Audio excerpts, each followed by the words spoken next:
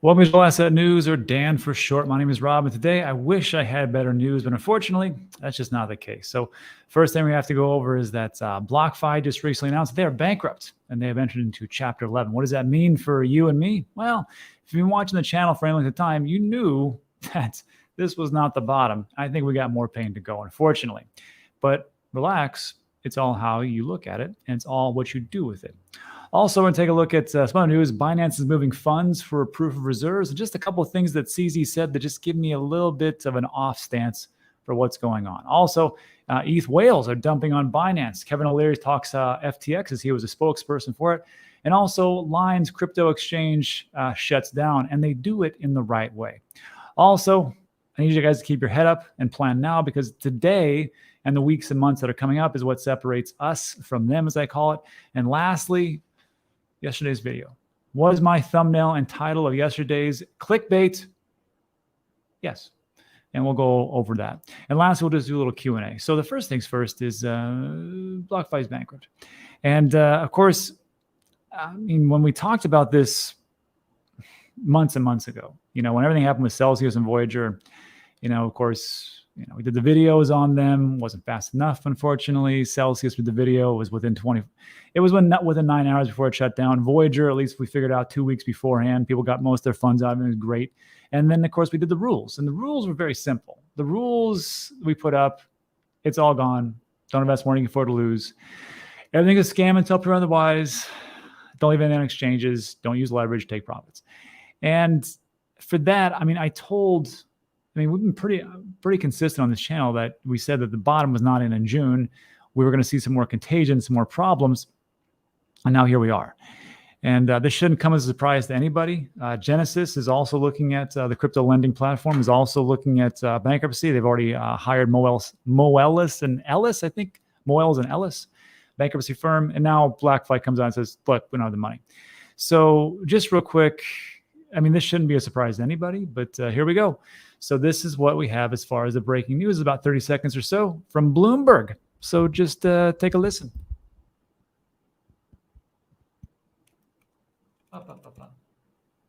Bit of breaking news out of New Jersey. Blockfi and 8 of its affiliates have commenced voluntary cases under Chapter 11 of the U.S. Bankruptcy Code in the Bankruptcy Court for the District of New Jersey. The company will now focus on recovering all of its obligations to Blockfi by its counterparties. Now, this, of course, includes FTX, quite intertwined. We'll get more details on how this story is going to develop. Blockfi International filing in Bermuda for joint liquidators. That's the latest. This is Bloomberg. Blockfi in Bermuda, just like FTX. So, yeah, if you had any funds on Blockfi, I don't know what to tell you. I mean, you shouldn't have had anything on any exchanges. It just didn't make any sense to me. But if you did, I'm sorry. You know, now you can learn and move forward. It's just how it goes. And then just to corroborate that story, got a little email this morning. Well, actually, about an hour ago. Dear Robbie, Blockfi today voluntarily filed petitions for Chapter 11 reorganization. You'll be able to find the official announcement here. We know it. Doesn't matter. This action follows the shocking events surrounding FTX and associated corporate entities and the difficult but necessary decision we made as a result to pause most activities on our platform. Since the pause, our team has explored every strategic option and alternative available to us and has remained laser focused on our primary objective of doing the best we can for our clients. These Chapter 11 cases will enable Blockfi to stabilize and blah, blah, blah. It gets boring after that. I mean, it was already boring in the beginning. But on top of that, this is friend of the show, Aaron Bennett. If you don't follow him, he's a great one to follow as far as YouTube and Twitter. Interesting gentleman. And he says, oh, and don't forget, FTX is the second largest creditor with a $275 million claim against Blockfi. So again, if you had any money in Blockfi and you think they're going to get it back from the creditors, well, $275 million is against FTX. So I don't think that's really going to happen. So that's what's going on. And again, if you had funds on Blockfi, I don't know what to tell you. I don't know. It was written in the stars. Not really. It was the most obvious thing you could one of the most obvious things you could possibly see. It's okay. Good news on the horizon. So let me know what you think about that in the comment section. I'll do a Q&A after that. Also, this is interesting. It doesn't concern me what's going on. It's concerning the language that CZ is using. Very concerning. So first of all, Binance is moving funds for proof of reserves. And if you don't remember, proof of reserves, this was what CZ came out and Binance to say, look, we need to self-police us, our different exchanges. We need to show proof of reserves. And I thought it was a good idea at first, but then if you think about it, well, if you have proof of reserves to show you what the reserves are in each cryptocurrency and each crypto centralized exchange, that's great if you have $1 billion worth of crypto. But what if you loaned out $2 billion? Well, that's not going to show you in proof of reserves. If you're taking loans out or lending out money, that's called proof of liabilities. And you need both. And Kraken came out and said the exact same thing. So here we are, another wrinkle.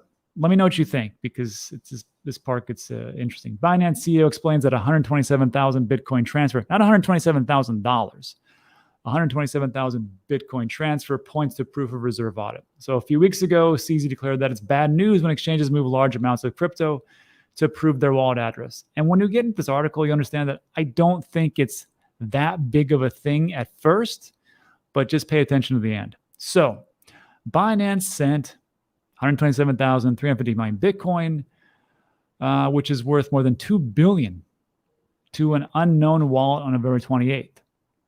This is a report by Whale Alert. According to on-chain data, the transaction occurred at 10 a.m. UTC, costing Binance a fee of just 42 cents, which is pretty amazing. Think about it. $2 billion was moved. Only cost you 42 cents. Try that with a bank. Not going to happen. CZ subsequently took to Twitter to announce that the massive transaction was part of Binance's proof of reserves audit process. Okay, things are looking good. The auditor requires us, Binance, to send a specific amount to ourselves to show that we control the wallet. That makes a lot of sense. Just like when you're trying to verify a bank account, like on PayPal, they'll send you like two transactions, 20 cents and 32 cents. And then you verify that and you're like, okay, you have control of this. That's great. It's a little bit more here, but you get the drift. And the rest goes to a change address, which is a new address. In this case, the input transaction is big, and so is the change. So to me, I'm like, okay, makes sense. The auditor wants them to show that you actually have control of that wallet, which you should have anyhow. But in response to growing concerns in the replies, the Binance CEO posted one more tweet, arguing that investors who believed FUD all the time are also likely to be poor. And he states, I know it's hard. You thought a fraudster is legit, Sam Bankman. You probably are already poor. But if you believe FUD all the time, you will also likely to be poor. Life is not easy. I agree in the last part, but the part in the middle reminds me of somebody else. Who was it? Who was it? Oh, yeah, it was Do Kwon, where he had the same thing. And I'm not saying that CZ Binance is Do Kwon. That's ridiculous. However, then a lot of revelations come out. And Do Kwon would say stuff like this. He's still poor. I don't liquidate the poor. I don't gamble against the poor. Pretty sure he's poor. Statistics community is bought by Luna. What I said was have fun staying poor. I guess that's similar. Just concerning to me around the language. Let me know what you think about this, the process of moving things as far as proof reserves, having control of the wallet. That's the first part. The second part will be the language of what's going on. And then also to further complicate things, ETH whales, Kevin O'Leary, and another crypto exchange goes down. So, real quick, Ether drops as whales move 73,000 ETH to Binance. Look, usually when this gets done, it means that people are going to sell. You know, when they move it from a cold storage or another wallet to an exchange, usually, not all the time. And that doesn't mean it's going to happen. I'm just saying that it's just interesting around this time that everything is dropping. And of course, the thing that we talked about yesterday, the hash ribbons indicator, as a 30-day moves across a 60-day moving average. And this is all about Bitcoin mining. Watch the video yesterday. But again, this is what happened. So investors typically transfer coins essentially. We know that. According to Look on Chain, the address that moved over 73,000 to Bitcoin was the one that pulled out 84,000 ETH from the decentralized exchange's Curve's staked Ether liquidity pool last week. So if you're not staking it and then you put it back in the exchange, you might probably sell it. Maybe. The price of liquid staking protocol Lido staked Ether token fell to 97, almost 0.97 ETH after the whale drew over 84,000 Ether. So I'm not sure what the price is today. I'm just going to guess that everything's down across the board. And that's just another reason. Also, remember we talked about as far as with Blockfi saying, we're going to try to get the funds back. And, unfortunately, FTX is one of our large creditors. Check this out. Kevin O'Leary, a FTX spokesperson, came out and said specifically this. He said, look, I spent the weekend on calls trying to sort through rumors surrounding founder SBF and determine how much of his money could be recovered. And this is what he said. I'm writing it all down to zero. I'm writing that all down to zero, meaning I don't think it's going to happen. It's not clear what can be recovered. There's a lot of allegations flying around, but frankly, I've seen this move before. It's a difficult situation. There's no question. There'll be a mountain of litigation. I have to agree with him. In his view, unregulated exchanges aren't safe, regardless of their size. So he's turning to crypto exchange WonderFi, shocker, his own a crypto exchange, which is regulated by the Ontario. I always say that wrong. Make fun of me in the comments section. I'm an American. What are you going to do? Securities exchange. We have confidence that the regulatory environment in Canada scrutinizes accounts that can't be commingled. That's the key word there, commingled. I can't find another place on earth right now safer than Canada. Oh, Canada. And I have to agree here as far as like regulation. I think we need more. I shouldn't say more. That's not the right to say. I just think that we should have the ability to figure out which ones of these exchanges are commingling our funds, which is what Voyager did. It's what Celsius did. It's what FTX did. Looks like all different exchanges are doing. And of course, now we have, if this was happening with other exchange, I don't know. So I think if we're going to say, look, if you're going to go down, take yourself out as far as a business. Just don't commingle our funds. We just want you to do a simple thing. We're going to pay you to exchange the crypto for something. We're going to pay in dollars. We want some Bitcoin. We'll give you 0.2% or 1.5% or whatever else it is. Doesn't really matter. That's all you got to do. It's very simple. And just don't commingle our funds. So if you go down, you guys go down. Let me keep my funds and stop screwing around. Unfortunately, in the terms and conditions, we let them do that because we were lazy. And that's what it comes down to. So let me just think about that in the comments section. Again, this is why we did the rules. Don't invest more than you can afford to lose. No scams. We've had these rules up for 4 or 5 months now. Don't use exchanges. Don't use leverage. Take profits along the way. I can't say it more simple than that. And thank you for the ones, and the majority of you have listened. So thank you. That's it. Also, to finish up, Line, which is a big app, Asian countries, crypto exchange Bitfront announces closure to suspend trading by 2023. And this is how you do it, folks. Line's crypto exchange based in the US, Bitfront, has announced closure on Monday to shift its focus to developing Line's blockchain ecosystem. Great. Bitfront suspended new signups and credit card payments on Monday. Trading will be halted. Customers can make withdrawals until March 31st, 2023. Remember when that happened? Like when, exchanges would go down or something would happen, or like businesses go down, like, hey, we didn't make it, we're bankrupt, but your funds, just take them out. And that's it. Great. I applaud these people for doing this the right way. I mean, it didn't really work out the business wise, but at least they didn't commingle things and off they go. So let me think about that in the comments. Now let's get to it. Okay. I know that I get the reputation on this channel as bearish, but it's just the truth. It's just the things that have been going on. Like I can't tell you that, I just took a bite of this pineapple pizza and it tastes fantastic. That's a lie. It's the same thing here with the bearish sentiment and the bearish situation that we're in. We have to deal with the reality and the brevity of our situation. And this is why I try to be as honest as I possibly can. So it's going to suck for a while.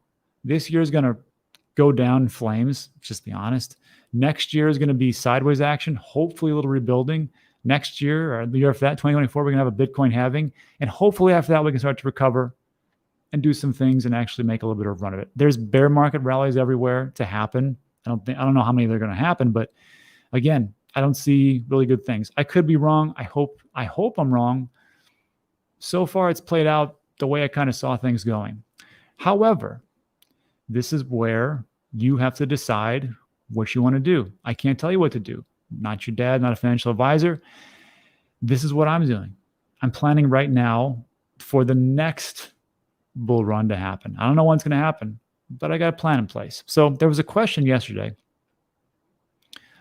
which was, hi, Dan, I remember you creating an Excel sheet for altcoins for the 2021 bull cycle. Is this the bear market and right time for buying? Can you please prepare similar Excel sheets with coins that you're buying for the next bull rally and their expected target selling prices? Can you please make a video? I'm doing it right now, my man, my super portfolio.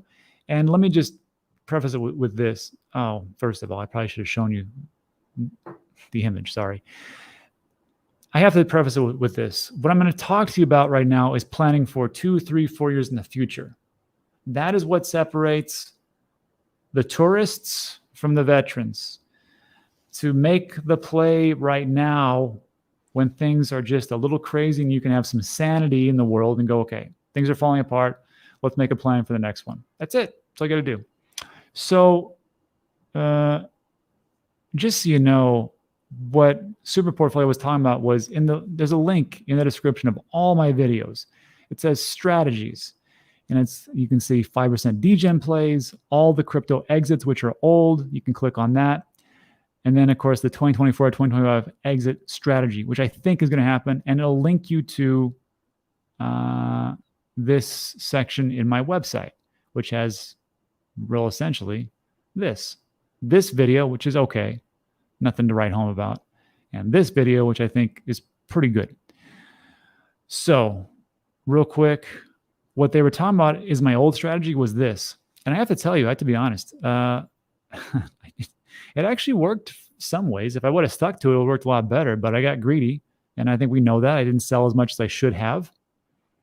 And that's on me. So I'm gonna fix that this time. So I just thought that if Ethereum would go to 10,000, it wouldn't. But since I dollar cost average in, I dollar cost averaged out.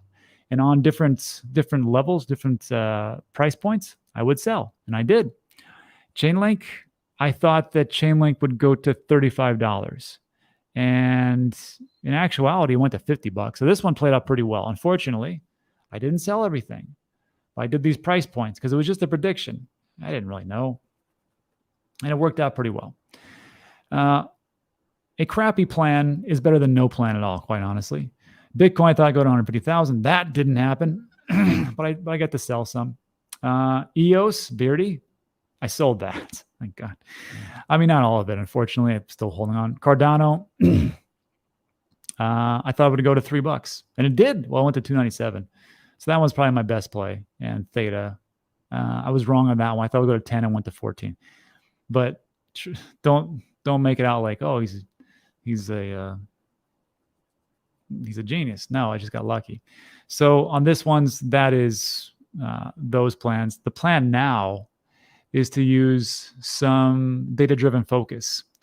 And it's very simple. I use a couple different indicators: Pi cycle top, NUPL, time and risk, which is the one at Ben's website, and cycle bottoms. I'm also using MVRV, 2-year MA, Paul multiple, reserve risk, and also the hash ribbons. And there's a point in everything where it becomes overheated. Actually, let's see if I have an overheated one. No. Yeah, like the NUPL. When things start to get overheated in this orangey range or reddish range, that's when I start to ladder out. I will not be caught short again. I refuse to. And this is the time to make those plans to when it does happen 2, 3, 5 years from now, maybe a year and a half, I have no idea, that you're ready to strike. It's not so much about focusing on the things that you can't change. It's focusing on the things that you can change and making a plan to move forward. And that's what I'm trying to do, my friends. And that's it. So let me just think about that in the comments. You can watch those videos to determine if it's something that you would implement into your strategy, because you can't just copy me. And that's it. And then also, to finish this up, this is me trying to shore up my shortcomings. I don't think that's how I said it. But so I did a video yesterday, and I talked about dollar cost average. And I said, time to stop DCAing ? And the title, because during the live Q&A, people were like, why is it such a clickbait title? And I thought, well, I don't think it is, but maybe I'm wrong. So I put out a poll, and I asked people in the Q&A, most people said, no, it's not. But I got to remember that, you guys have been here for a long time, so maybe you see it differently. Maybe we're all jaded. Maybe we're in a bubble, an echo bubble. So I was like, well, maybe I'll just ask everybody. And I said, was yesterday's video title, and the video title was No More Crypto DCA, Dollar Cost Average ? Is that a clickbait title? Did the content and the title match after watching it? And 50% said it was clickbait. So I'm like, I must not made it clear enough. And then you have to understand, I can't just lean on, some people go, no, Rob, it's good. You're good, baby. You're good. No. It's not how it works. So if I leave somebody behind, I leave everybody behind. And then of course, some people said, nope, it was match. And then what's clickbait? And that's with 360 votes. And then I also did the same thing on YouTube. You can do votes as well, almost 500 votes. And a lot of people said it's clickbait.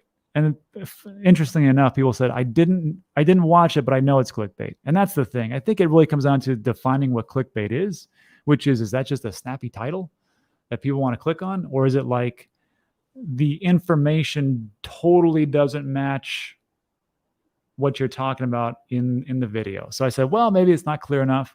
So I went and I changed it, and I kept the thumbnail. I don't think that was the issue. And now I titled it Thoughts on Stopping DCA. Dollar cost average of crypto. And I can't make it, that's not clickbait. That's as clear as I could possibly get it. But you can never please everybody. If you try to please everybody, you're going to be in a world of hurt. However, when numerous people come forward and say something, I'm like, maybe I should pay attention. And that's it. So look, that's it for today. And sorry I couldn't give you the best news, but it's the reality. And the reality is okay, because now we know how to deal with things moving forward. We change the things we can change and move forward, and don't worry about things we can't. But that's it. So look, if you like today's video, give it a thumbs up, consider subscribing. We talk about these things every single day, and then you get to ask me questions, and we have a great time. I mean, not every day, but that's it. So thanks so much for stopping by. I appreciate it. Got to take off. Now, let's get to my favorite part, the Q&A of the day. But get out of here if you got to get out of here. Let me stop this banner. Okay. I smoked all my crypto.